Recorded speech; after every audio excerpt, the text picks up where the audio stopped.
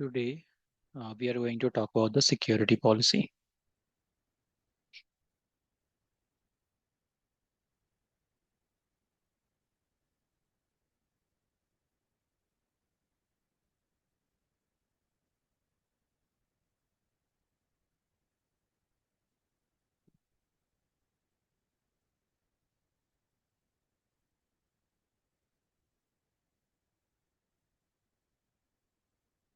So, yesterday, we saw there were two policies in the policy section in the Palo Alto Firewall.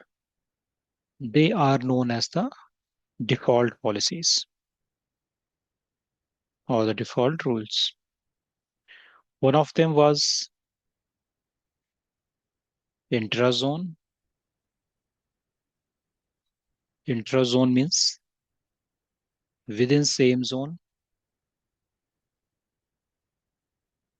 the traffic was allowed.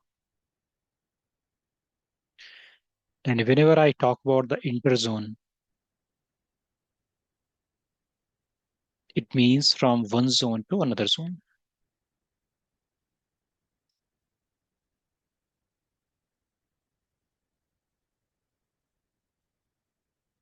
And then the traffic was denied.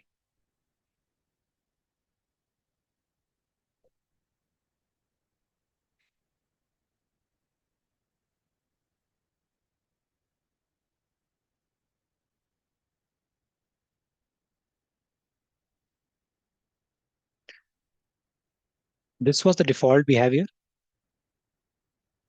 And whenever we have a firewall and depending on the condition,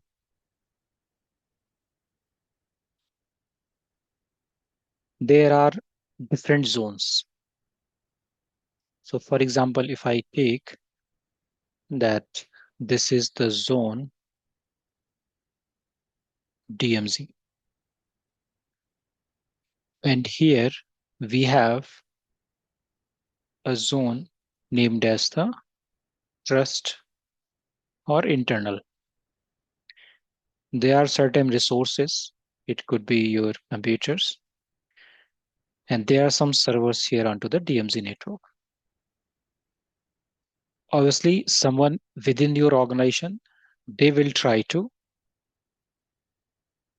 reach these servers for the purpose of the configuration and the provisioning.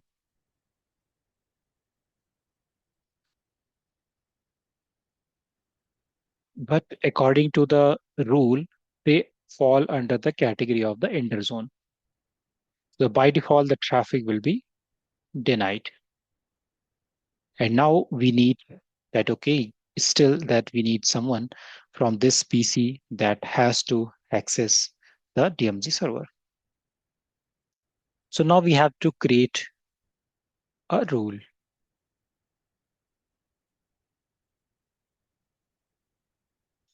You can also say as a policy. According to that, first of all, I have to identify that what is the source which is trying to reach. It means I need the source IP address. I say this is the guy 192.168.10.10. And the access was required for this server, which was having an IP address of 192.168.10.10. And also, we need that on which port basically they are trying to reach. There are different port numbers. So for the simplicity, let's say they need access on the port number 8080, 8080. They want access and their services on the server on the are running on the 8080 port, basically for the configuration and the provisioning.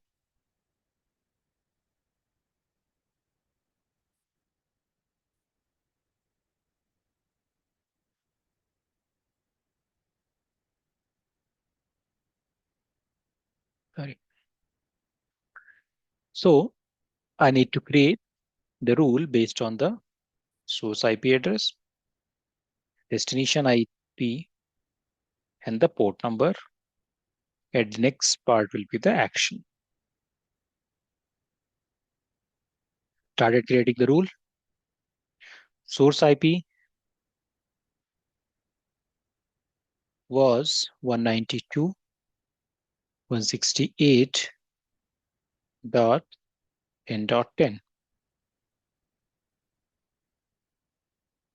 And the destination was 172.16.10.10. Port number they are trying to access, that is 8080. And action we wrote as a allow. So that's how, like, this is the standard way that we allow the communication. But because this is the Palo Alto firewall and we also have to include the zone, so I have to mention the source zone. Okay, so source zone also I have to mention here. So the source IP is from the trust and the destination IP is in the DMZ zone. So I have to mention the trust zone to the DMZ zone as well. Remaining things remains as it is. So that's how we create the policies.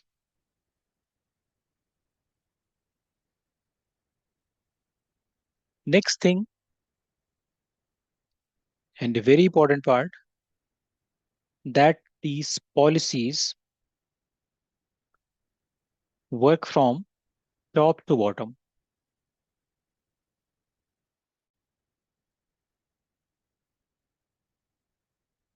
It means that you could have like 1,000 rules in some sequence, 1, 2, 3, 4, 5, 6, 7, 8, right? Firewall starts looking from the top, like it checks the first policy. If it matches the criteria means that it falls under the source IP, destination IP. If the action is allow or deny, it will not check the next policy. It will stop traversing the upcoming policies. But if doesn't match here, then it will check the second policy. No match, next policy. No match, next policy. No match, next policy. Match, okay. It takes action. Allow or deny and stop traversing, no further traverse. Now we have to understand a little bit that why we say that one by one. Let's take a simple example.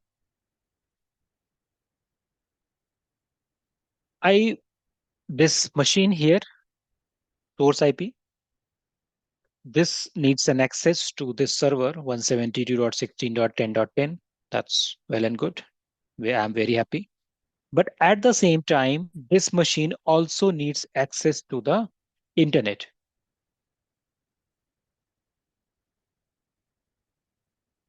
How they will go? They'll come to the firewall. Somewhere we will have some interface connected to the internet, and it will go to the internet. For accessing the internet, we do not allow policy something like this 192.168. The individual IP we do not allow because almost everyone in your organization require internet access. Most of the machines will have. So for that purpose, rather than creating rule one by one, we allow a specific subnet.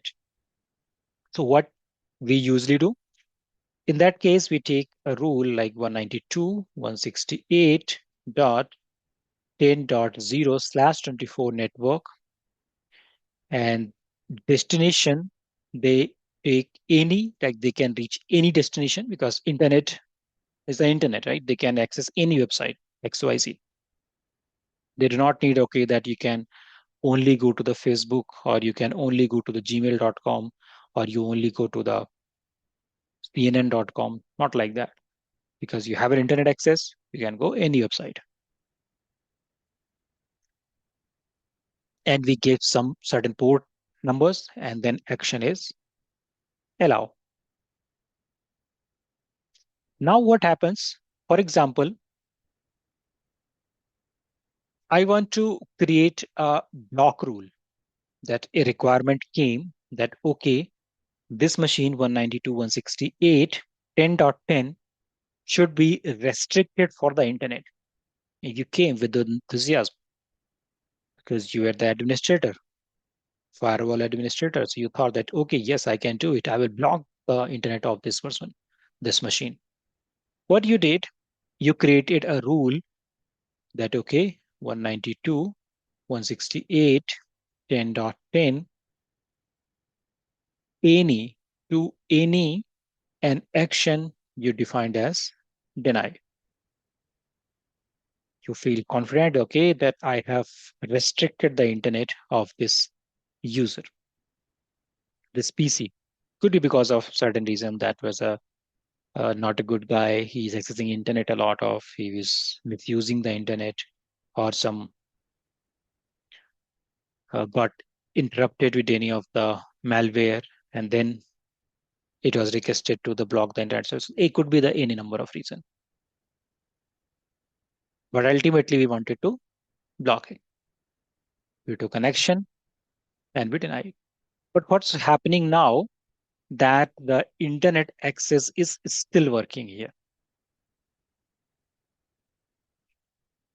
Why? Why is it working? Because this rule, top to bottom rule. What does top to bottom rule say? Let's start taking from the top. At the top, we have one rule 192.168.10.0/24 to any destination and action was allow. What happened that whenever the firewall checked, they found that, okay, this IP address 192.168.10.10 was already a part of it. You know networking, right?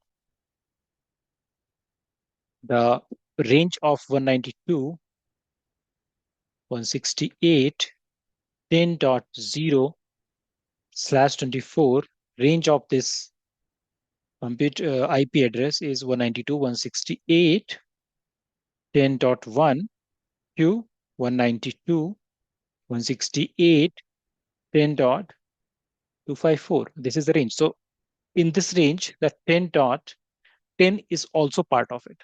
So what happened? It found a match that, okay, for this, the internet is allowed. It took an action, allowed the traffic, and did not check the rule that what you have created, the block rule here. That was not checked. And you thought that it will really work, that you will stop the internet access. But actually, you did not. So what you have to do in that situation? In that situation, you have to move this rule above it according to the requirement in order to take that rule precedence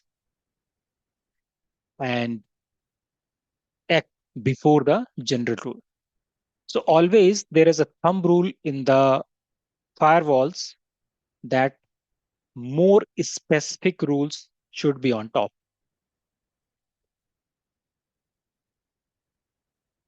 More specific rules mean whenever you are defining any individual IP addresses, they should always be on the higher side of the rule list. While general rules that whenever you have the subnets, larger subnets, that okay, this complete uh, HR range or complete marketing department or complete developer section, they should allow to certain range. These are the general rules. So general rules should always be found at the lower side of the firewall. I would not say the bottom because there would be like many rules. So but they should be on the lower side. So this is always the rule that we follow into the firewalls. And these are the very important and basics of the security policy. Any questions till now?